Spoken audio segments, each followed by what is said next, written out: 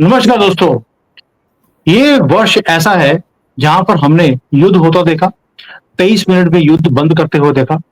हमने उसके बाद पाकिस्तान, चाइना के साथ-साथ तुर्की को रोते हुए हमने देखा। अब मोदी जी मोदी जी के ऊपर एक आशीर्वाद एक और मिल गया है। वो मिला भी किससे है? ये भद्राचार्य जी से। उन्होंने आशीर्वाद दे दिया कि पीओके जल्द मिलेगा। अब आप शब्दों के ऊपर ध्यान दीजिए। हम पीओके लेंगे नहीं, उस पे लिखा है पीओके मिलेगा। अब ये पीओके मिलेगा मतलब क्या है? कब होगा, कैसे होगा और इसके लिए मोदी जी ने प्लान क्या किया हुआ है? कुछ चीजें आपको होती हुई दिखाई देती हैं। बाकी डॉट्स आप खुद जोड़ सकते हैं। मंजरी जी ने भी कई चीजें बोली थी। मैं तो कई बार बोलता हूँ कि मुझे लगता है मंजरी जी या तो मोदी जी को बताती हैं या मोदी जी बता करने से पहले मंजरी जी को बता देते हैं कुछ चीजों को और मजा आता है जब ये विश्लेषण करती है। तो सबसे पहले तो मंजरी जी जय सिया राम। जय सिया राम। मंजरी जी आपके मोदी जी ने कुछ हिंट देने शुरू कर दिए और ऊपर से आशीर्वाद भी मिल गया कि जल्द मिलेगा पीओके। ये जल्द मिलेगा पीओके का मतलब क्या है? देखिए ये वर्ष है हनुमान जी का, ठीक है। हनुमान जी जाके लंका दहन कराए हैं, आपने खूब दिवाली के पटाखे जलाए। जगत गुरु रामभद्राचार्य जी ने मोदी जी को गदा भेंट की है, मतलब तुम्हें हनुमान जी की और शक्तियां प्राप्त हो, वो गदा दे रहे हैं। अब क्या है कि जब आपने लंका दहन कर ली, रावण घुटने पे आया, उसने कहा प्रभु क्या चाहिए आपको? मैंने दो चीजें मांगी। एक, जितने अब परमाणु हथियार तो हम नष्ट करा लेंगे बेटा, उसमें तुम्हें हमको कुछ देने की जरूरत नहीं, वहां हम खड़े होंगे और कराएंगे, और वो काम अभी भी छोटा मोटा चालू है। ऐसा नहीं है मोदी जी वरना चुप नहीं मानते। अब हमको केवल दो चीजें चाहिए। वो आतंकवादी जिन्होंने कभी भी भारत के ऊपर हमला कर रहा है, करने का प्लान किया है, उसको फंड किया, उसको फीड किया है, वो चाहिए, क्योंकि उससे हमें जो यहाँ का स्लीपर सेल नेटवर्क है वो खोलना। और दूसरा पीओके, दो ही तो डिमांड हमने रखी थी, ठीक है। तो उन्होंने अब हारा हुआ इंसान क्या करता है? वो जीते हुए इंसान की बात को मानता है और उसको शर्तों को पूरी करता है। लेकिन हमको सबसे पहले ध्यान किससे नहीं हटाना है, वो ये है कि हमको पाकिस्तान को डी न्यूक्लियराइज करना है। ये सबसे बड़ा काम है। इसके कारण जो है पीओके आज आया कल आया नहीं, उसके लिए 5 अगस्त का वेट कर लो भैया। वो मोदी जी की फिक्स तारीख है। देवियों और सज्जनों, भाइयों और बहनों, आज से पीओके हमारा है। 5 तारीख रात के 8 बजे का समय रख लीजिए, 5 अगस्त, ठीक है।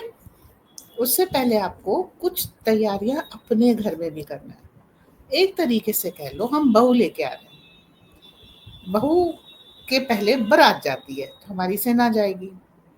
अब आगे से सेना यहाँ पर गई और पीछे जो स्लीपर सेल्स हैं लड़की वाले, उन्होंने कुछ कर दिया, तो लड़की वालों को जरा हमें प्रेशर मिलेगा। उसके लिए क्या कर रहे हैं? सबसे पहले मोदी जी ने कहा, जो हम लोगों ने बात की थी विलेज डिफेंस कमेटी की, ये आइडिया नया नहीं है, लेकिन इस आइडिया को इम्प्लीमेंट करने में सबसे पहले हमें चीज रखनी है डेमोग्राफी की। तो क्या करना है? हर गांव में कुछ ऐसे लोगों को बसाना है जिनको लड़ना आता हो। ऐसे लोग दो ही हैं, या तो एक्स सर्विसमैन है या अग्निवीर है। तो 4000 एक्स सर्विसमैन हमने आइडेंटिफाई कर लिए कि हम इन्हें पायलट प्रोजेक्ट के थ्रू कुछ गांवों में भेजेंगे। अब मान लीजिए गांव में 100-200 परिवार रहते हैं, आपने 400 की संख्या फिक्स की, 10 गांवों को एक्सपेरिमेंट पे लिया, 400 एक्स सर्विसमैन को वहां बैठा लेंगे। आपकी संख्या उनसे ज़्यादा होनी चाहिए ताकि उनके ऊपर प्रेशर पड़ता है। दूसरा काम विलेज डिफेंस कमेटी में हमने जो कहा था, गांव के चारों ओर गड्ढा खोदिए, उसमें बार्ब्ड वायर डालिए और उन वायर्स में करंट डालिए। अंदर से कोई बाहर ना जा सके, बाहर से कोई अंदर ना आ सके, ठीक है। अब इनके ऊपर आप जो है इनको वो करिए। पूरे भारत के लिए हमने कहा था सेब एक आतंकवादी फल बन चुका है, कश्मीर से आपको सेब नहीं लेना, कश्मीरियों को सेब खा लेने दो, कुछ साल हम सेब नहीं खाएंगे, हमारा कुछ नहीं जाएगा। तो इनके लिए और भी अपने वन उपवन वाटिका में जाने की रास्ते खत्म। जो करना है भाई साहब हमारे सामने बैठ के करो, शॉल बुनो, कढ़ाई करो, ये सब करो, आराम से लकड़ी के फर्नीचर बनाओ। एक रास्ता है जो एक्टिव आर्मी पर्सनल के हाथ में है, उससे आओ, उसी से जाओ। विलेज डिफेंस कमेटी एक आपको बनानी पड़ेगी, एक एक दो दो आप स्टैब्लिश करते जाइए, बाकी जगह पर आप करते जाइए। फिर नेक्स्ट स्टेप है, आप जो है उसके बाद कोऑर्डिनेट कीजिएगा। जब आपको जंगल, तो आपको पूरा कोऑर्डिनेट किया हुआ मिलेगा। अभी तक ये इन लोगों का तरीका था, और ये बहुत सफल तरीका था। ये पहले एक प्लॉट लेआउट करते थे, मतलब एक तरीके से कहिए ट्रैप सेट करते थे, आतंकवादियों को बुलाते थे, छुपाते थे, उनको स्ट्रॉन्ग करते थे, सारी इन्फॉर्मेशन देते थे, फिर एक ट्रैप सेट करते थे, और ट्रैप सेट करने के बाद भारतीय सेना को इन्फॉर्म करते थे कि हमारे यहाँ आतंकवादी आ रहे हैं। अब भारतीय सेना तो ये हमारे नागरिक हैं, ये हैं, फलाना ढिमाका। वो जब घर को घेरती थी, तो उनके दूसरी तरफ से भागने का और रिटेलिएट करने का ये सब रास्ता तय है। ये गांव वाले उनकी तरफ से पत्थरबाजी करना, ये सब करना, ये सारी चीजें होती थी।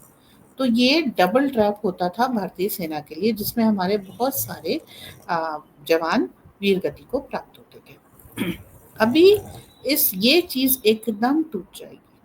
आपको उस 100-200 परिवार में कितने युवक हैं, कितनी युवतियां हैं, कौन कौन किस तरीके का है, पूरा पता होगा। अब अगर भारतीय सेना को वहां से जाके घेरना है, कुछ भी करना है, तो ये कोई ट्रैप सेट नहीं कर सकते, ये कोई ऑपरेशन प्लान नहीं कर सकते।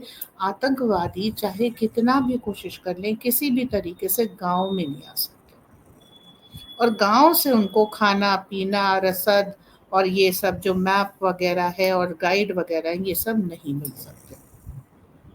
दूसरा काम आपको करना है, इनमें से जो घुमंतू लोग हैं, जो कह रहे हैं कि भाई हमारे पास भेड़ है, बकरी है, ये सब है, हमको चराने जाना है, सबके ऊपर लाइव लोकेटर लगा दो। जा बेटा, तेरी भेड़ों पे भी लाइव लोकेटर है, अगर किसी ने मार के खाई तो हमें पता है, और तुझके हो तेरे ऊपर भी लाइव लोकेटर है, तू कहाँ कहाँ गया हमको पता है। बातचीत क्या कर रहे हो वो भी सुन लेंगे, ऐसे थोड़े हमारे यहाँ वो। आपने एक चीज नोट की होगी कि जब करगिल हुआ था, तो ये लोग जो थे, जो गुर्जर थे, बकरवाल और गुर्जर, तो ये होते तो गुर्जरी, आपको मालूम है, होते तो हिंदू है, कन्वर्ट हो गए, बात अलग है। बकरवाल और जो गुर्जर होते थे, उन्होंने भारतीय सेना को बताया था, और वो प्रखर राष्ट्रवादी मुसलमान थे करगिल के टाइम पे। जो आसिफा आयशा कुछ ऐसे लड़की का था, जिसको मार के इन्होंने कहा था कि हिंदुओं ने मंदिर में उसका रेप किया है, ऐसी एक घटना पीछे हुई थी। वो लड़की गुर्जरों की थी, और उसके बाद से देखिए, हम खाली अपने बच्चों को बचाने में लगे रहे, और ये ध्यान नहीं दिया ये जो गुर्जर बकर वाले हैं, वो हमारे विरोधी हो गए। अभी जो पहलगांव का हमने अटैक देखा है, उसमें गुर्जर और बकरवाल आतंकवादियों के साथ हैं। ये प्रोग्रेस हमने देखी। वो एक लड़की की, 8 साल की लड़की की लाश पुजारी के नाम पर उन्होंने ये कन्वर्शन करा लिया। जो आपके गुर्जर साथी थे, अब आपके विरोधी हैं। ये घुमंतु प्रजाति है, हिमालयों में घूमती रहती है, और ये सबसे बड़ी आंख और नाक थी भारतीय सेना को, जिसको वो उड़ा ले गए एक झूठी कहानी से। आपने क्या किया, वो जो विशाल नाम का लड़का था उसको आपने बचाया। आप इतना ही की इतिश्री करके समझ के समझे थे कि हमने ये जंग जीत ली, पर उसका उद्देश्य गुर्जरों को आपके विरोध में करना था। वो जंग एक्चुअली उन्होंने जीती। तो यहाँ पर एक गुर्जरों और बकरवालों में आपको वापस ये करना पड़ेगा, इनके फॉल्स प्रोपेगेंडा को, इनकी मशीनरी को तोड़ना पड़ेगा। एक एक जो आपने एक्स सर्विसमैन यहाँ पर बैठाला है, उसको जा कर के हर रोज नए तरीके से इनके घरों में पड़ताला करना पड़ेगा। सुरंग तो नहीं है, कोई डिवाइसेस तो नहीं है, ये सारी, तो इनका रोज सर्च ऑपरेशन होगा, no matter what. Special search operation होगा, इनके घर से कोई गया और इनके घर में कोई आया। तो ये चीजें करने के बाद, क्योंकि इन्होंने शादियों के रिश्ते पाकिस्तान में कर रखे हैं, तो ये तो कहेंगे हमारे रिश्तेदार आए हैं, पर आपको मालूम है वो आतंकवादी भी हो सकते हैं। हम्म। तो ऐसे जिन्होंने शादी और वो सब रिश्ते पाकिस्तान में कर रखे हैं, ऐसे लोगों को आपको कॉर्डन ऑफ करके अलग ही सेक्शन में रखना पड़ेगा। उनको बॉर्डर से मूव करके कहीं भी आप ले जाइए, पर महिला वो जी, बॉर्डर रहेंगे जी। सो कई लोग बोलेंगे कि ये जो आप बोल रही हैं ये तो पॉसिबल नहीं है, लेकिन मैं आपको बता दूं कि चाइना में बिल्कुल सेम प्रिंसिपल्स के ऊपर काम किया गया है।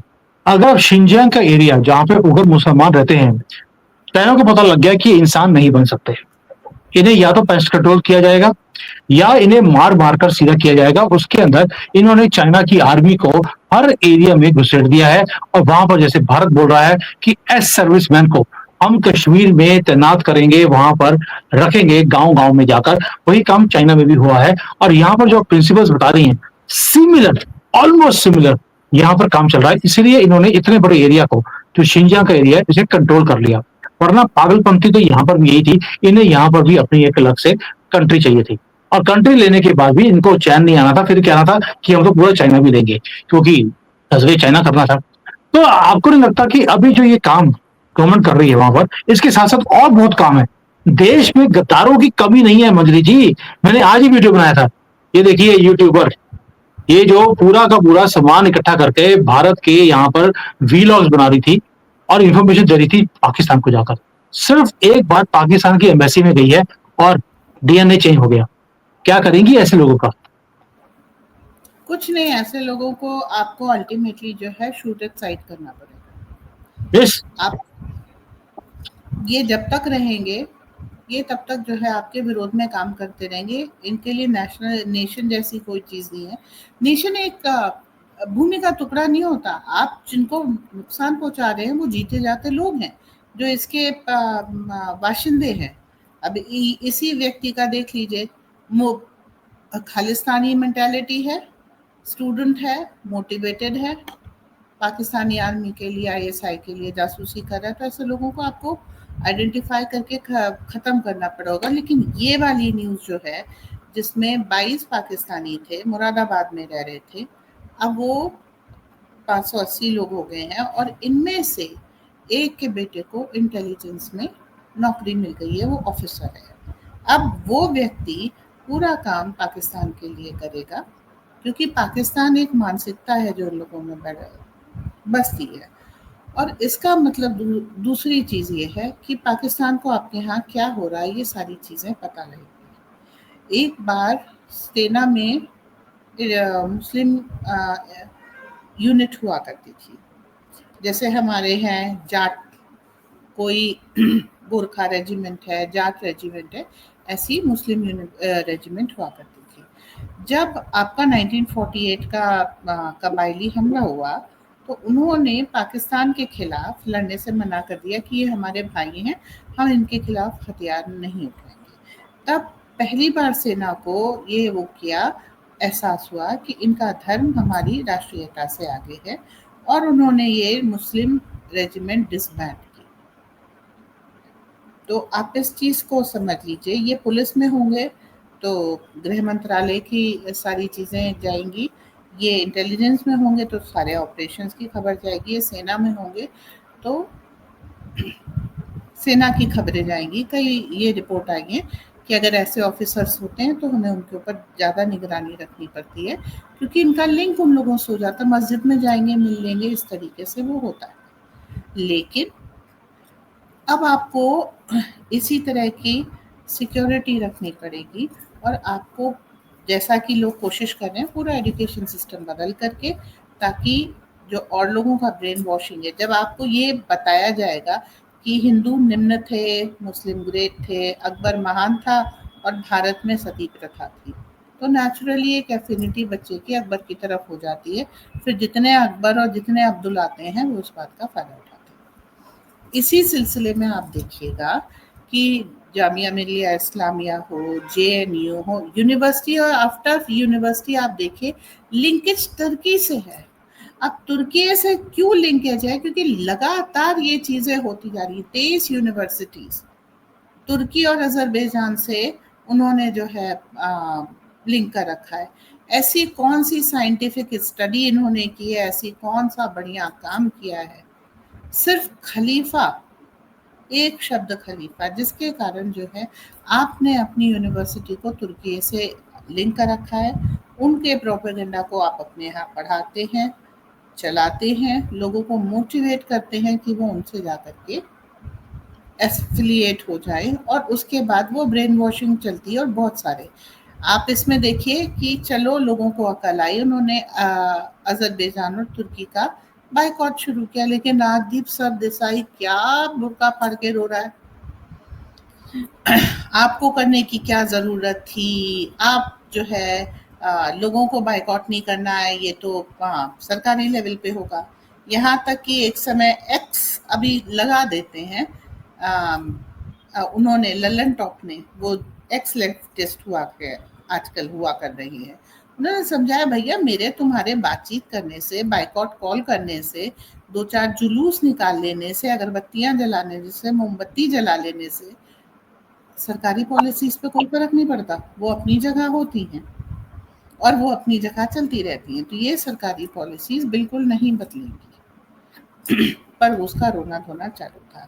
तो ऐसे बहुत सारे स्टूडेंट्स हैं जिनके भी ऊपर हमको वो करना है, जिनके पास एक भाई उसके पास तो टीवी चैनल्स है, जनसंपर्क के अभियान वो चला सकता है, तो वो भी एक नैरेटिव एस्टैब्लिश करता है ऐसे लोगों के खिलाफ जो भारत के विरोध में लगातार एक्टिव काम कर रहे हैं। और ये जो 23 यूनिवर्सिटीज का एफिलिएशन है, नेचुरली ये कांग्रेस के टाइम पे हुआ था। तो अब इन लोगों को टाइज कट करिएगा और उसके बाद फिर धीरे धीरे आप देखिएगा कि न्यू एजुकेशन पॉलिसी इम्प्लीमेंट होने में समय नहीं लगेगा। और जब ये ऐसा होगा तब आप देखिएगा कि महाराणा प्रताप, राणा सांगा, इन सबको पढ़ाया जाएगा। आप अपनी वीरता, अपनी देशभक्ति पे भरोसा करेंगे और उस तरह के लोग निकलेंगे। और ये जो सब्जेक्ट्स हैं ये कश्मीर में भी पढ़ाने चाहिए, ताकि वहाँ के लोगों को ये पता लगे कि गौरी और गजनवी महान नहीं थे, वो सिर्फ 2 टके के लुटेरे थे जो झूठ बोल करके इसलिए जीत गए क्योंकि वो उनका समय था। कभी कभी क्या कहते हैं कि बुरे लोगों का भी समय होता है जब उनको मतलब राज करने को मिल जाता है, ये सब अब जो है वो समय जा चुका है और उन्हें अपनी पॉलिसीज चेंज करनी होंगी। That is the message you have to send. और इसी तरीके से धीरे धीरे कश्मीर का होगा। कश्मीर में एक चीज और है कि जब आप सब कुछ भारत से लेते हैं, कश्मीर चलता भारत के पैसे से है, खाली एक सेब बेच करके आप पूरा राज्य नहीं चला सकते। इतने भी सेब नहीं उगाते, इतने बादाम, काजू और मेवे नहीं उगाते हैं कि आप पूरा प्रदेश चला सकें। तो उसके लिए आप भारत भर से जो टैक्स आता है वो लेते हैं, जो आपका मालिक गनीमत नहीं है, क्योंकि आपने कोई जंग नहीं जीती है। अगर आप अपनी एफिलियंस भारत के साथ रखेंगे तो आपको इसका रिवॉर्ड मिलेगा। Otherwise I think so they must be levied with heavy tax. और ये मॉनेटरी टैक्सेशन एक बहुत वो होगा, जैसे ये जजिया लेते हैं, अब इनको जजिया देना पड़ेगा। To remain a Muslim either change your affinity, आप अपने बेटों को भारतीय सेना में दीजिए जो कि लड़ेंगे, कश्मीर पुलिस में दीजिए क्योंकि कश्मीर पुलिस बहुत अच्छी तरीके से कोऑर्डिनेट करती है, या फिर आप हैवी टैक्स दीजिए। और अगर आपके पास आपकी फैमिली में से कोई भी आतंकवादी निकला तो आपको फिर पूरी फैमिली को एक लॉकडाउन में जाना पड़ेगा और अलग से जो है आपको स्पेशल फिजिकल लेबर करके भारत को अपना योगदान देना पड़ेगा, क्योंकि इस भूमि पे आप रह रहे हैं और हमारे टैक्स के पैसे से खा रहे हैं, तो अब कुछ फर्ज आपके भी बनते हैं। ये जो एक मेंटालिटी है जो 2-4 पेंच ढीले हैं कि ये माले गनीमत है, ये है, ये वो है, तो हम लेते जाएंगे, देंगे कुछ नहीं। नहीं, आपको अब कंट्रीब्यूट करना पड़ेगा। और ये चीज जो है सबके लिए लागू होनी चाहिए। टैक्सेशन आप डिफरेंट फॉर्म में है। अगर आप लेबर हैं, देखिए ये एक समाज के प्रति आपकी देनदारी, आपकी जिम्मेदारी बताता है। आप पैसे नहीं दे सकते, ठीक है, 2 दिन जा करके, अब जैसे हमारे यहाँ डिवाइडर है, डिवाइडर की सफाई कीजिए, उसमें जो पौधे लगाइए उसमें सफाई कर, उसकी देखभाल कीजिए। तो आप कम से कम हर जगह झुग्गी झोपड़ी बना करके उसको गंदा करके अपने हिसाब से सब गड़बड़ करने की बजाय स्वच्छ करके शहरों को मेंटेन करना, गांव की मेंटेन करने में योगदान दे सकते हैं। जो पहले राजा के खेत होते थे उनमें सब काम होता था, तो अभी आप सड़क बनाने के काम में सब में कर सकते हैं, जिसके बदले में आपको खाना मिल जाएगा। तो इस तरीके से आप अपना कंट्रीब्यूशन, प्रत्येक व्यक्ति जो भारत में जन्म लिया है जिसने, उसे भारत देश को कुछ देना है। एक वो लेफ्टिस्ट मेंटालिटी कि हमको क्या मिला, इस देश ने मुझे क्या दिया, ये हट जाना चाहिए। जो भारतीय सनातन संस्कृति है, मैंने इस देश में जन्म लिया, इसकी खुली हवा में सांस ली, इसका पानी पिया, इसका खाना खाया, अब मैंने इस देश को क्या दिया, सवाल ये होना चाहिए। देश ने मुझे क्या दिया? अरे भाई तुम अच्छे भले यहाँ जिंदा खड़े हो, ये देश की ही कृपा है, सुरक्षित हो। तुमने देश को क्या दिया, ये जरूरी है। और इस चीज की स्टैब्लिशमेंट हर पूरी बिल्कुल मतलब 2-3 साल की उम्र से आगे, जब भी आप 2.5 साल की उम्र में प्री नर्सरी में बच्चे को भेजते हैं, तब से आपको करना चाहिए। You have to contribute. यहाँ पे देखिए, मैं यहाँ पे देखता हूँ कि चीजें इम्पॉसिबल नहीं है। चाइना में इन चीजों को इम्प्लीमेंट बचपन से किया जाता है कि what I can do for the country. इसलिए यहाँ पे पढ़ाया जाता है कि आपको मेहनत करनी है ताकि आपकी कंट्री नंबर 1 बने, दुनिया में नंबर 1 बने। अब मोदी जी ने बोल दिया मुझे विकसित भारत बनाना है। अब देखिए, जैसे ही उन्होंने बोला कि 2047 में मैं एक डेवलप भारत बनाना चाहता हूँ, यहाँ पर रेलवे लाइनों को उखाड़ना शुरू कर दिया, हर जगह पे पब्लिक प्रॉपर्टी को डिस्ट्रॉय करना शुरू कर दिया कि ये विकसित ना बन जाए, क्योंकि इनको रियासत पुदीना में रहने की आदत है, गंदगी में रहने की आदत है, उसी में रहने में ये पसंद करते हैं। तभी लोगों ने बोलना शुरू कर दिया ये कॉकरोच है, कॉकरोच को गटर में ही अच्छा लगता है, वो घर में थोड़ा कंफर्टेबल फील नहीं करता। मंजरी जी, जो गवर्नमेंट को काम करना है वो कर रही है। फिर हमें ये पता था कि यार इस कंट्री में जो अपोजिशन है वो घटिया है, लोग भी घटिया हैं। जैसे यूट्यूब के ऊपर वीडियो बनाकर वो वीडियो बना रहे थे जहां पर आर्मी की मूवमेंट्स हैं, ताकि पाकिस्तान को पता लगे कि हमारा यहाँ पे क्या काम हो रहा है। इंटेलिजेंस के अंदर उन्होंने अपने ऑलरेडी लोग बिठाए हैं। ऑपोजिशन के अंदर भी पाकिस्तान के लवर्स, मीडिया के अंदर पाकिस्तान लवर्स, यानी कि पाकिस्तानियत हमारे लोगों के अंदर से नहीं गई। मोदी जी ने एक काम तो अच्छा किया, ऑपोजिशन को ही खत्म कर दिया। आपने पहले बोला था कि अगले इलेक्शन से पहले जो ऑपोजिशन है वो खत्म हो जाएगी, मोदी जी ने वो काम भी कर दिया। एक और था कि भी आपको जो ये आर्मी के एक्स सर्विसमैन है इनको बसाना है कश्मीर के अंदर, ताकि नजर भी रखी जाए और वहां की डेमोग्राफी दोबारा से वहीं आए जहां पर 1989 के पहले थी। वो काम भी शुरू हो गया, यानी कि हर लेवल पर काम शुरू किया जा रहा है। ऊपर से सोने दे सुहागा तो ये हो गया कि हमारे भद्राचार्य जी ने उन्होंने आशीर्वाद भी दे दिया, हनुमान जी के साल में गदा दे दी है कि भैया तुम इन गधों को गधा बना दो परमानेंटली और पीओ के तुम्हें मिल जाएगा। तो ये सारा जो काम हुआ है दैट शोज कि वो दिन दूर नहीं है जो आपने बोला था। 5 अगस्त को शाम को 8 बजे मोदी जी बोले भाइयों बहनों झंडा गाड़ दिया है, और उनका डंडा उखाड़ कर फेंक दिया, क्योंकि झंडा तो वैसे भी ऑलरेडी फटा हुआ है। मुझे लगता है कि the way things are moving in the right direction. लोगों को समझ नहीं आ रही कि गवर्नमेंट क्या कर रही है, क्या कुछ हमारे पीछे बैकग्राउंड में हो रहा है, किस तरह से एक एक कर इनके जो सेल्स हैं उन्हें डिसमेंटल किया जा रहा है। बस एक ही काम है जो नहीं हो रहा। जैसे आपने बोला कि जो ये सारे गद्दार हैं इनको खड़े करके गोली मार दी जाए। मैं कहता हूं गोली मारने से क्या होगा। आपने 2 चीजें बोली है, कॉन्ट्रडिक्टरी हैं, मैं दोनों को सही कर दूं। आपने बोला कि भाई अगर आपने इस देश का नमक खाया है तो आपको भी इस देश के लिए कुछ कंट्रीब्यूट करना पड़ेगा। अगर आपने गद्दारी करी है तो आपने जो कंट्रीब्यूट है वो पाकिस्तान के लिए कर लिया, लेकिन जन्म आपका यहाँ हुआ है तो कुछ कंट्रीब्यूट करना पड़ेगा। मैं तो कहता हूँ कंट्रीब्यूशन बेस्ट है। आप किडनियां निकाल लो, किसी का भला होगा गरीब का, और आप कुछ इस देश के लिए करके भी जाएंगे। यही एक तरीका है, एक के साथ एक फ्री। किडनियां जैसे चाइना करता है, वैसे जिस दिन आप भारत में करना शुरू कर देंगे उस दिन ये सारी प्रॉब्लम्स आपकी सॉल्व हो जाएगी। मैं तो कहता हूं कि कुछ लालू, कोई राजदीप, कोई बरखा, कोई फटी हुई शेरवानी, इन्हीं से शुरू कीजिए, बाकी सारे अपने आप लाइन पे आ जाएंगे। वैसे तो इस बार जो पाकिस्तान के साथ युद्ध हुआ उस पर हमने ओवैसी को लाइन पे आते हमने देखा है। पता है, हो सकता है कि हमने जो एक बार ट्वीट किया था ओवैसी को कि गंदे अंडे तेरी किडनी निकाली जाएंगी। हो सकता है उसके डर के मारे ही उसने भारत की भाषा बोलनी शुरू कर दी है, पाकिस्तान की और पैलेस्तीन की वो नहीं बोल रहा है। अभी तो निकाली नहीं है तो सीधे हो गए, जिस दिन निकाल लेंगे उस दिन ये 20-30 करोड़ जिहादी अपने आप सीधे हो जाएंगे। तो आई थिंक आपकी एक एक बात मानी जा रही है। अब अगला वार होगा, इन जिहादियों को गोली मारने की जरूरत नहीं है, किडनी निकालो अभियान ये शुरू होने वाला है। कई लोगों ने तो बोल भी दिया, मेरे नाम के आगे एक डॉक्टर साहब है चंडीगढ़ में, कई बार आए हैं हमारे शो के ऊपर, उन्होंने मेरे नाम के ऊपर लिखा है सुमीत गुर्दे वाले। ये हो गया क्योंकि मैं सभी को बोलता हूँ कि इन सब जिहादियों की किडनी निकाल लो जैसे चाइना निकालता है। तो Mahendra ji, thank you so much.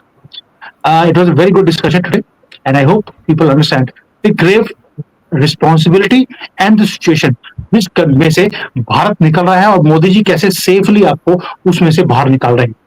तो जल्द आपको पीओके मिलेगा, ये आशीर्वाद भी मिल गया। थैंक यू, जय हिंद, भारत माता की जय। भारत माता की जय।